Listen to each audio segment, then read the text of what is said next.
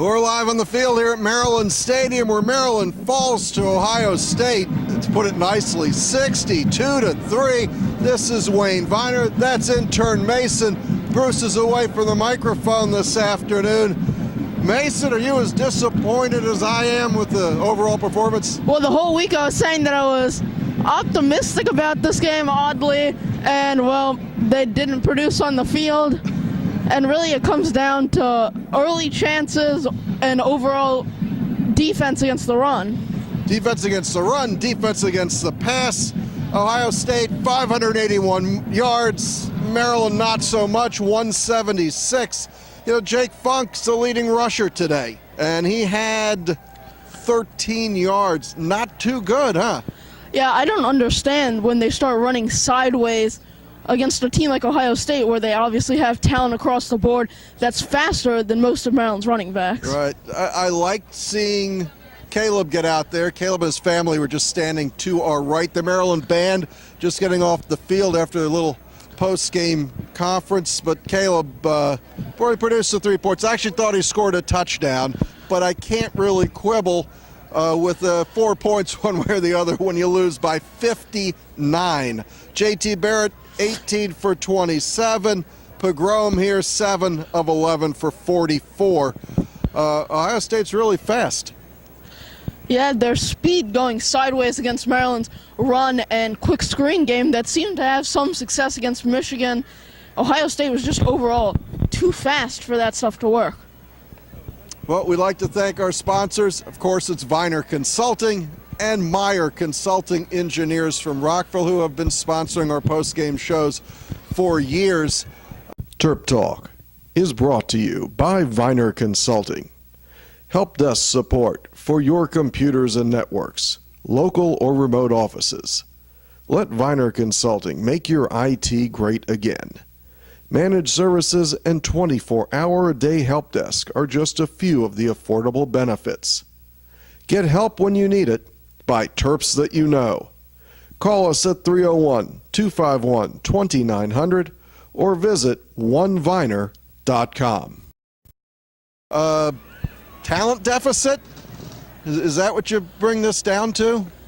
A talent deficit should not be 59 points. Of course, there is a large one, and you're waiting for the recruits and then possibly a few classes, and then maybe you'll close that gap mostly. Yeah, I can't disagree. As a season ticket holder, been coming to games here almost every game for 33 years. I'm just disappointed when you go back-to-back weeks like this.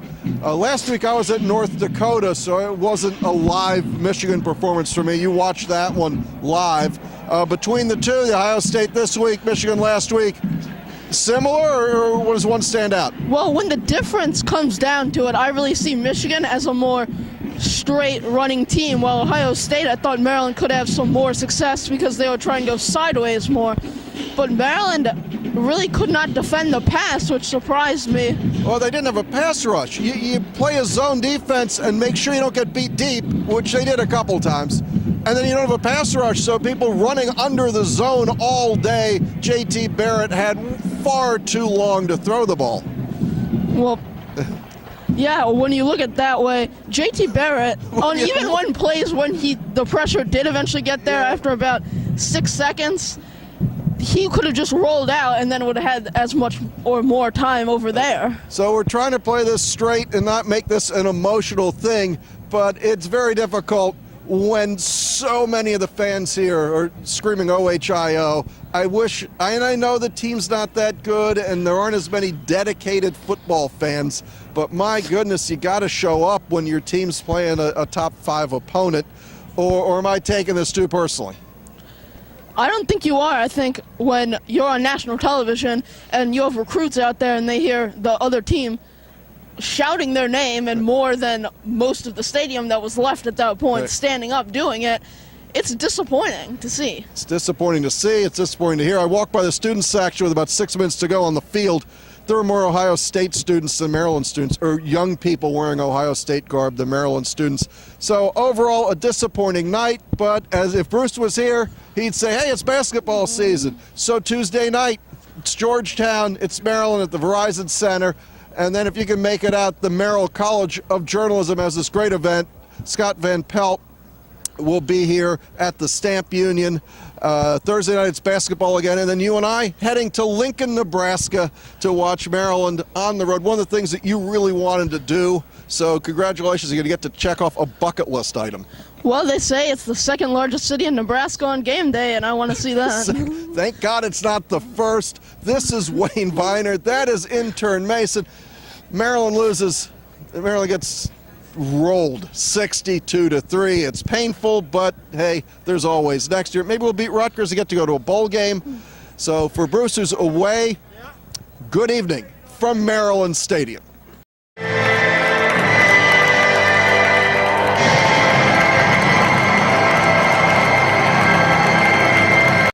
hit Terminus!